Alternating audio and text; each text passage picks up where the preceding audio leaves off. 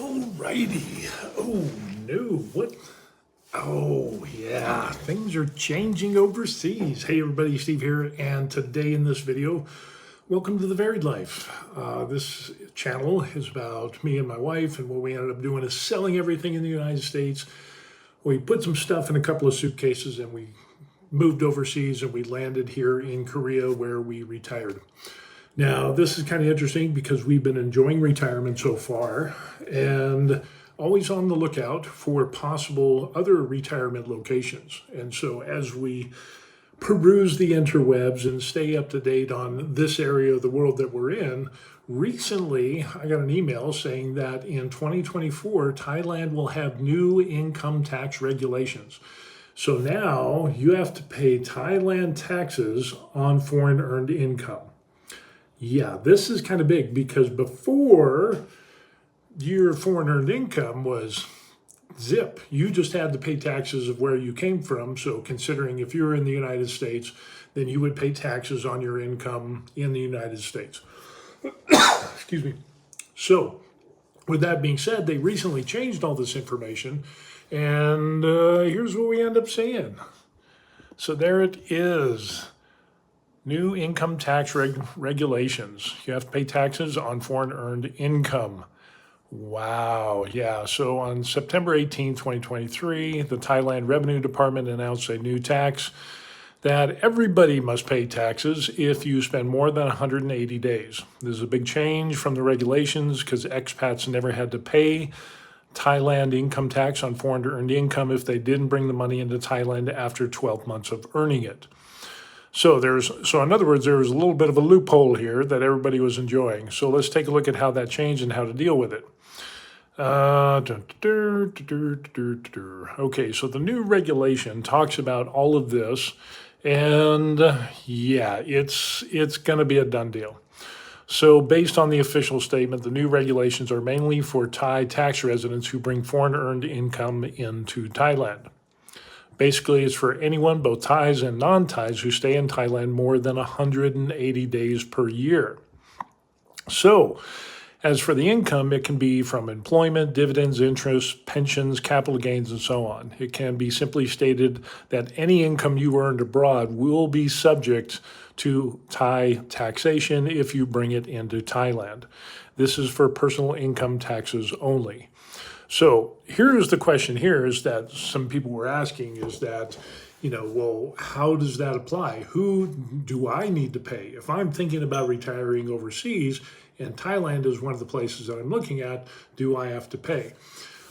This is really interesting because in Thailand has double taxation agreements with many other countries. And if you're from the United States, guess what? You don't have that double taxation. So in other words, you're going to pay state taxes in the United States, and then you probably won't have to pay taxes in Thailand. So you won't get doubly taxed in Thailand and the United States at the same time. So they won't bend you over twice is what it comes down to. But you can find out more about this by looking at the double taxation agreement. And that's what I ended up looking up here is the double taxation agreement for Thailand, and you'll see this all here, double taxation agreement, and if you zip on down, you'll see the United States right there. So the United States, boom.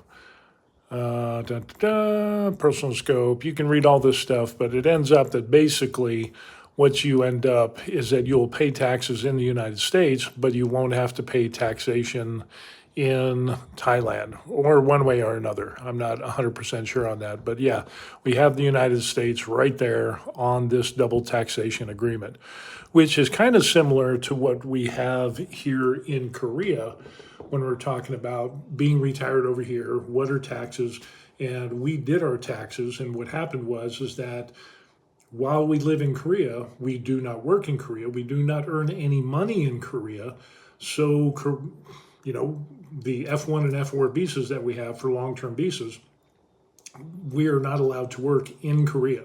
So we can't work for a Korean employer. We can't do those things. Maybe I have a remote job in the United States. I could do that. But as it is, I can't work in Korea for Korean employers. So, and we're retired anyway, so it doesn't really matter. But when we went in and did our taxes, guess what? We just did our regular taxes in the United States, and boom, we're a done deal. Now, here's another interesting thing about taxes is because I was a resident of Colorado, and being a resident of a state, usually you got to pay state tax. Well, this is very interesting because I was like, well, wait a second. I'm no longer in Colorado. So if I lived in, say, New Mexico and I had to pay New Mexico tax, and then I moved to some other state, I wouldn't have to pay New Mexico tax anymore. I would pay the new state's tax if that was taxable or if they have those taxes.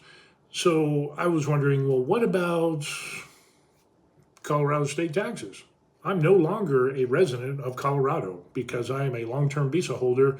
I'm still an American citizen, but I'm living in Korea on a long-term visa.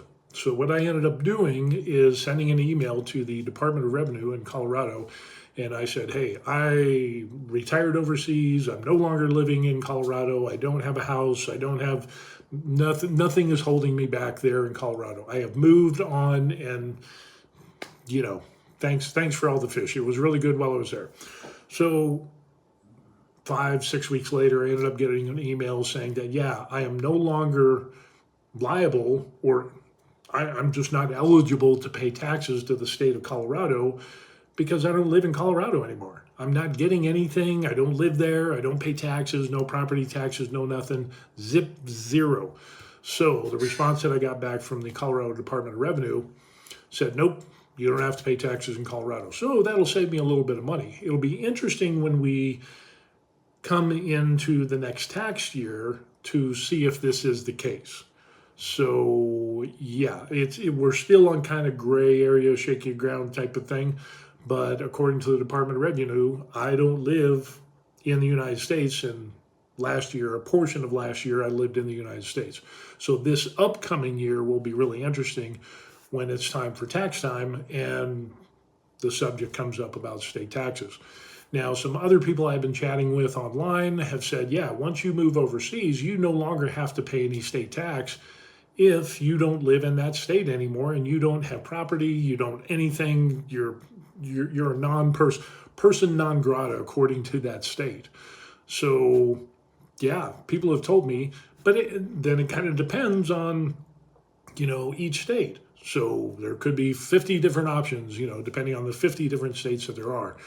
So if anybody has some information in that regard, put that in the comment section down below because I would really like to be privy to that information. So yeah, so that's interesting. So when we're talking about retiring overseas, and even though we're retired here in Korea, it's always good to consider and keep your options open. And maybe this is an option if you're not one of those countries that is on that double taxation agreement with Thailand. That might make you change your mind depending on how much money you make. So, but I thought I'd pass along that information about the new taxation rules that are going to come into play in 2024. And that if you stay in Thailand more than 180 days, you are subject to Thai taxes on foreign earned income. And again, you have to look at the double taxation, double taxation agreement that Thailand has with many other countries, kind of like Korea and the United States has a double taxation agreement. So that way you don't get bent over twice during tax season, which, yeah, if I don't live in the United States, why should I pay taxes? I don't get that at all. But, it is what it is. Death and taxes, the two things that you will always do. So anyway, I thought this was pretty interesting. And for some rambling on, give you an update on what's going on. Today was the day that I finished all of my dental work. So for those of you who don't know, I ended up retiring here in Korea. I ended up getting dental work done. I got 2 implants, 7 crowns, and it came out to 7 million won. Now you might be wondering, that's a lot of money. And well, actually, with the conversion rate, you're looking at about $5,300 to $5,400. 7 crowns, 2 implants, and I just got everything done. So yeah, I got some nice chompers and everything. The most awesome dentist I have ever been to. Incredible. incredible work that was done. High speed, newest technology, 3D imaging, and the whole 9 yards. And it took a total of 4 months to get everything done. So thankfully we got that done, and we're going to be going to Hawaii in October. So yeah, it's all done before October because it's September. Yeah, it's September, the 20th of September. So in a couple of weeks, we'll be in Hawaii, on Oahu. So I'm glad that I got all of the dental work done. And tomorrow I have an appointment at Samsung Medical Center, which is one of the top 3 medical centers in Korea, to get a final appointment, hopefully, on my eye surgery that I had. So I had a retinal tear in this eye, and then I had 4 retinal tears in this eye. I had a detached retina, and I also had a cataract in this eye. So with all that being said and done, boom, they got me in, they got me fixed, and I'm fully recovered. The only difference with the detached retina surgery is when that retina is reattached. It's kind of an involved process. It was an overnight stay. I had to get surgery. They put me under, and then it was like 6 to 8 weeks of recovery. It was a number of weeks of me just looking down at the ground and not lifting up because they put a gas in your eyeball that presses, so as you look down, it connects that detached retina to attach it to where it was supposed to be attached. Now, the problem is with current technology, they can't line it up exactly in the place that it ripped off. So it's attached, but it's in a different position. So now, the way that I see things with my right eye, it's the distance is off. So in other words, if I see an object right here with my left eye, and then I close that and I open my right eye, the right eye, it seems a little bit farther away.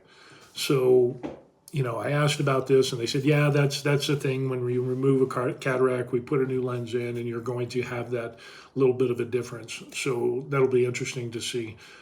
But yeah, I drive and do everything, and life is good, but it still kind of bothers me with that little bit of difference. I want to say maybe 10-15% difference as far as depth and how far or close something looks. But as far as the quality of medical care that I got up at Samsung Medical Clinic, it was incredible. Great service. They have a foreign health office there with people who speak your language. So they take my TRICARE Overseas Select that I got for being in the military and my retired healthcare. They take all that, they submit all the documents, so that's great and wonderful. Everything worked out great, and again, the care that I got was second to none. So yeah, that's what we got going on. Other things that are going on besides our trip to Hawaii this October, which is in a couple of weeks. Other than that, we extended our visas because it's coming up on 1 year. And so 3 months prior to your 1 year, you have to put in your paperwork to get your visa renewed. Even though it's good for 1 year, if you're going to renew it, you have to back up 3 months, I think it is, and then put it in. And 5 days later, next thing you know, my visa was approved. And we put some more supporting documents, our marriage certificate, birth certificate of our daughter, to prove that we were honestly married. And we've been long time married. We've been together for 33 years. It's going to be in a few days. We'll have our wedding anniversary. So they were able to extend our visa from the 1 year, and now it's going to be 2 years. So that's a little bit less stressful for us. And then hopefully over time, maybe they'll extend it even more. I don't know. But the renewing of the visa was really, really great. It was really easy. We have an immigration lawyer here in Korea that I found was awesome. And yeah, it ends up, hey, here's some papers, signed, boom, good to go, supporting documents, here's some copies. And the day that we turned it in, 5 working days later, sans a weekend, that Monday, boom, it was approved. So I am amazed at the speed and efficiency of which the Korean government, at least their immigration office, processed my visa renewal. So yeah, it's just been great. So anyway, that's what we've got going on, and yeah, it's good stuff. So far, we're still enjoying it here. The weather is cooling down here in Korea. We've got like a big storm right now, dropping into the 80s, low in like 70s, maybe high 60s, but humidity is still in the 80s, 80, 85, 87 degrees. But over the next month of October, things are going to go down because we're in fall. And by the time we get back from Hawaii, it's going to be a little chilly. So, which is fine with me because I usually run pretty hot. So I hate humidity. It just drains me, sucks the life out of me. So during the couple of months in Korea, that the hot, humid summers, I go work out at the gym, come back, live in the air conditioning, and that's all I do. So if we go someplace, it better have air conditioning. So yeah, it's, I don't know, maybe we need to find some cold place to retire to for a couple of months while it's hot and humid here in Korea. So anyway, that's what we got going on. Some other future things that we're hoping to do is take a trip to Vietnam, Thailand. We want to do that again. Want to go to the Philippines. Want to check out Malaysia. That's kind of interesting because I saw some things about Malaysia and Kuala Lumpur, and it was like, oh my gosh, that looks crazy. And then Kuala Lumpur changed their immigration stuff. They changed their rules to where it used to be, if you made X amount of money every month, kind of like your Social Security would, a certain amount of that would allow you to have a retirement visa in Malaysia, in Kuala Lumpur. But then they changed their rules, and now you have to have something like almost $9,000 a month income to be able to retire in Malaysia. So that really just cut the legs out from a number of people. The older people that were already there were grandfathered in, but even that can change at the drop of a hat. So yeah, a lot of things can happen when you're retired overseas that you might have to have a plan B. And so, for example, we saw this thing with the taxation with Thailand. Boom, changed, And who's to say that, they start getting a taste of that income and that revenue that's brought in by people who are retired in Thailand. They might end up saying, you know what, if you're a foreigner, you're going to get taxed regardless. They could raise taxes and fees. They could raise fees to your immigration as another way of generating income for the state. There's just so many things that can happen. But going back to Malaysia, some people are like, oh, you can retire in Bali and things like that. Well, prices in Bali just kind of exploded. And that used to be the place to go. And I've been seeing so many people complain about the drastic rise in housing for expats that has really took the wind out of a lot of people's sails. And especially when they changed the immigration in the retirement visa, now you have to have almost $9,000 a month coming in. Everyday working Joes and Janes like me, who have Social Security, I don't have it yet. I have my military pension. But even with my military pension, I wouldn't be able to retire in Malaysia. But there is another option with Malaysia, and it ends up that it's, what was it called?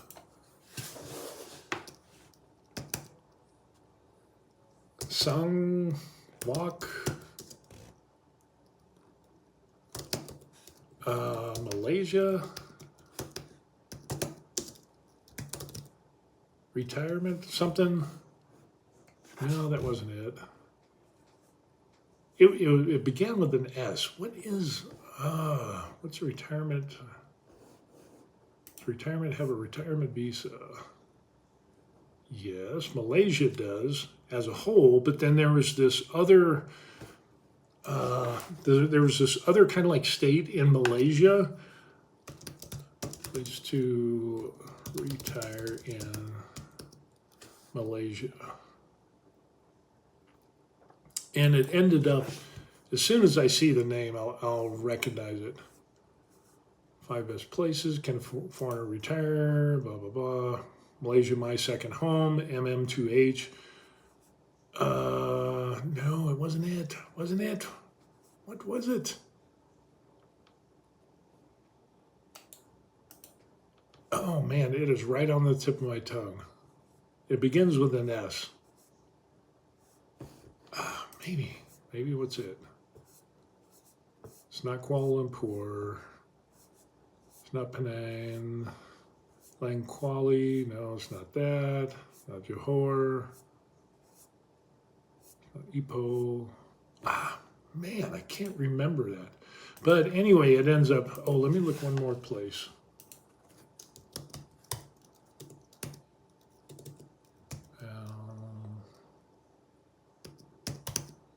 Malaysia.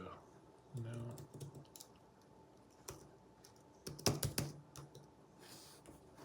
No, I can't remember. So anyway, but there was one place in Malaysia that is part of a state that doesn't have the $8,000, almost $9,000 retirement requirement. They have the lower one, but it's not in Kuala Lumpur. Oh, man.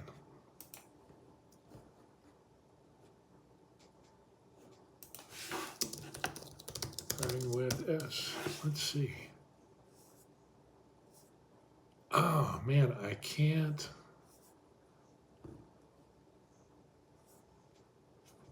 Yeah, I don't know. I can't find it. But anyway, it's, oh, wait. Best places to retire. Nope, it's not there. For foreigners, let's see. No, it's not there. It just doesn't come up. Man, why is that? And I can't remember. It's right on the tip of my tongue. So anyway, long story short, there's one place in Malaysia, some state, where it ends up that they are using the old rules. So in other words, you would have to go there and retire. Oh, man, that bugs me.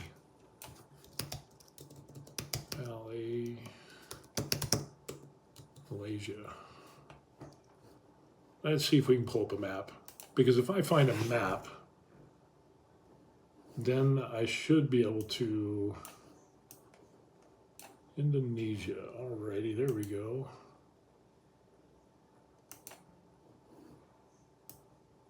Indonesia, Singapore, there's Kuala Lumpur. No, it's not. Sarawak. That's it, Sarawak. So in Sarawak, Sarawak. So in this place here, it ends up in Malaysia because you have Kuala Lumpur in Malaysia here, but then you have Sarawak, which is off on this separate island, which is still part of Malaysia. Their rules on retirement basically stayed the same. So what they ended up doing, I guess as a separate state of Malaysia, they just kind of thumbed their nose at the main Malaysian government and says, no, we're just gonna keep doing our own retirement thing and have our own. So that might be an option there. Let me see if I get M2H. So yeah, Sarawak, Malaysia, my second home. Come on. It allows applicants to live or retire in Malaysia. The visa is good. It's valid for 10 years. Applicants can bring their spouse and children. Here are the requirements, is that you have to be 50 years old at least, unless they are at least 30 and require long-term medical care or have a child studying in Malaysia. Have a fixed deposit income of at least 150,000 RM. So let's see what that is. RM to USD. So it's $33,000. So it's not that crazy amount of money. Have liquid assets of 350, monthly income of at least 10,000. That's where that came in. Have an offshore income of at least 7,000. So let's say 70,000. Is that what it was? 70,000? 10,000. So 10,000. It's about 212. So in other words, it ends up that with the requirements that are in Sarawak in Malaysia, you can still retire there. And in other words, you have to pay a fee and some other stuff. But what's really interesting is you don't have to have an income of like $8,000 or $9,000 like in Kuala Lumpur. So there have been some people that have been jumping on that as a loophole to stay in Malaysia and you have to stay there for 15 days, I think it is. So what they end up doing is going to Sarawak, getting the Sarawak My Malaysia Second Home program, and then they have to stay there for a certain number of days. Receive an income of over $7,000 a month from a salary, pension, or that, and a fixed deposit income of about $300,000 for a couple. Participants can withdraw a fixed amount of deposit after 2 years for the purpose of buying a house, a car, education, medical expenses. So there's a deposit that's there. But I think it was like 15 days a year that you have to spend. So some people were already talking about going to Sarawak, doing the Sarawak My Malaysian Second Home, getting there, spending there 15 days a year or 20 days, do a vacation there, and then that allows them, because I guess Sarawak and Kuala Lumpur still have an agreement that they, if you got your MM2H with Sarawak, then Kuala Lumpur still accepts that. So it's kind of a workaround. If you really, really want to stay in Kuala Lumpur, check out Sarawak MM2H, and yeah. And that's, again, all of these things are really interesting. So when you're talking about, retiring overseas, you've got to have some backup plans going. We retired here in Korea, and that's mainly because my wife was a Korean citizen. She became an American citizen, and Korea has visas that allow returning Koreans to come back to Korea on a long-term visa. And me being her spouse, I would be attached to her F4 visa, and I have an F1 visa. So, and it's just amazing on how fast things can change when you retire overseas. So definitely have some backup plans. There was a lady that contacted me, and she's like, yeah, I want to retire in Korea. And she was retired military, and she loved Korea when she was here. And she's like, I want to retire there. And she'd watch my videos. And I said, well, they don't have retirement visas like they do for Thailand or Philippines or, a lot of other countries, like, Malaysia, as part of, having those programs, or Costa Rica, or, things like that, were specifically designed that if you make enough money off your Social Security or investments or pensions or whatever it is, dividends, that you would be able to retire in that country, and they give you a long-term visa. Korea doesn't have that. So we got to retire here through a different means, but with those agreements and those visas, I can't work and she can't work here for a Korean employer. So, if I have a remote job, I don't. But if I had a remote job, or, selling something online in the United States, I could still make that income, but I just can't work for a Korean employer. So this lady was like, oh, well, I want to retire in Korea and I want to do this. And then it was like, well, if you can come over here as a student, you could try to come over here to teach English if you have a degree. And that's what a lot of people end up doing, is teaching English and staying in Korea as a way to stay long term. That's a great idea.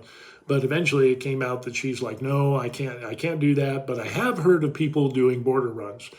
So border run is something that, it's kind of a loophole. It's a gray area to where you live in a country, you're a foreigner, you're an expat living in a country, and you only have X amount of days that you can stay there. And then you hop over to another country that's, on the border of another country, and then you stay there for a day, a half day, spend the night, whatever, and then you jump back to the country that you were staying, and then they restamp your visa, and then you get to an extended amount of stay or another stay. That's called the border runs, and whatever they want to call it. But those, a lot of countries allow that to happen, but it's a gray area, and those things can be shut off really quick. So when she ended up asking, well, I heard people staying in Korea, for years and years and years by jumping and going to Japan for a day and coming back. And it's like, but I've recently heard how they're cracking down on that as well. So, it's kind of a gray area. And if it was me, I wouldn't want to put any credence into it, even though a lot of people have done that into the past, because there's so much cracking down on immigration and immigration fraud, and looking for loopholes and tightening those loopholes up for people who are doing that. For example, people in Thailand would go from Thailand, take a trip and do a border run, step over the border, have lunch, come back, and get back on the bus and go back home, and they're good for another 30, 60, 90 days or whatever it was. So every 90 days, you have to make a border run and make a trip to another, step over the border, come back, get your thing stamped, and then you're good for another 90 days. How long do you want to do that? Can you do it? Yeah. Is it kind of a pain in the ass? Absolutely. But some people see that and say, well, I can do that and I can accept that inconvenience. And so that's absolutely okay. For me, that would bug the heck out of me. It bugged me that I would have to renew my visa once a year. Now I've got it extended out to 2 years. But yeah, that would be, to always be under that scrutiny of you do a border run and go into another country and you come back, and then what happens if they say, nope, and then you're denied? What do you do? And there are some cases of where people have had that happen to them. So they have all their stuff in the country that they went and did a border run, and they come back, and now they can't go back into the country legally. And so all their stuff's there. They're all, yeah, that would be a little stressful, wouldn't it? It would be okay if you were a minimalist, but now you're stuck with, well, how do I get my stuff? Can I ever go back to that country? How long do I have to stay away? Do I have to go somewhere else? And then now you have things where people are generating airline tickets, so they have a ticket in and they also have a ticket out, but then they don't use the ticket out, but you got to show it. So in other words, there's some gray areas that people are operating in to stay in that country longer by subverting the immigration rules into those gray areas that we're talking about. So anyway, regardless, you do what you can handle and what you're comfortable with, but just be advised that anything can happen at any time, just like we saw these changes in Thailand, where now they've opened Pandora's box of saying, you foreign earned income, if you're an expat, you can be taxed by the Thai government. Now, like I said, Thailand has that double taxation agreement with a lot of different countries, but maybe there's the countries that aren't on that list. Man, now those people got to pay Thai taxes, and their progressive tax system goes from 0 to 35%. So that can be a big hurdle or obstacle for people who are wanting to retire overseas that weren't in that double taxation. So anyway, it's always good to have a backup plan when you're talking about retiring overseas, wherever you are. The good thing is there's a lot of countries in the world that you're able to retire. And like the one person, she had her mindset on Korea, and it's like, hey, check out Malaysia, check out Thailand, check out, Vietnam and some other places. There's more than, there's more than one that you can go to. And I'm sure there's places around the world where people would be able to retire and be happy, and they didn't get their first choice, but they maybe a second or a third choice, and it worked out well for them. So anyway, that's what we got going on, just kind of some interesting stuff. And now that we're back, we're heading to Hawaii to visit our daughter, so we're going to do that for 3 or 4 weeks, something like that. And then we get back, it'll be winter here in Korea, and we'll be doing some coffee shop runs, do some things like that. And be sure to like and subscribe. Subscribe to the YouTube page. That would help. Also like this video if you learned anything whatsoever. But yeah, that's what we got going on. So thanks for watching. I appreciate that. And if you have any questions, you can contact me on Facebook Messenger. Let me show you. I'll pull up my Facebook page and show you. Yes, I'm technologically kind of whatever. I don't know. So that's what my Facebook page looks like. That's my happy smiling face there. Got a picture of Hawaii on there, Steve the Warrior Wilson. And yeah, if you want to get on to Facebook and look me up, you can do that, especially if you have questions about Korea, retiring, like me and the wife did with the F4 and the F1 visa, and you're in a similar situation, military retiree, spouse was once a Korean citizen or has Korean ancestry, maybe you were adopted from Korea, that can work as well. So we can share our experiences of what we did and share the information that we learned, and maybe that'll help you lessen the learning curve if you're thinking about retiring in Korea. But yeah, wherever you end up retiring, yeah, there's a lot of similarities between retiring in Korea or Thailand or Portugal or Costa Rica, or, there are some things that you need to consider and think about, count the cost before you actually make the jump. And just like with anything else, go visit the place first. And don't visit I got the picture of Waikiki, don't go to the tourist places of the place you're trying to retire to or thinking about retiring, because it'll all be nice. Go to the places where the expats live and you'll get a more realistic look at what it's like to retire in those areas. So you might take a couple of vacations and live like an expat in those countries and see if that appeals to you. So with that being said, thanks for watching the video. Like, subscribe, all of that good stuff, and we'll see you on the next video. Peace. Good stuff. Yes, I want to end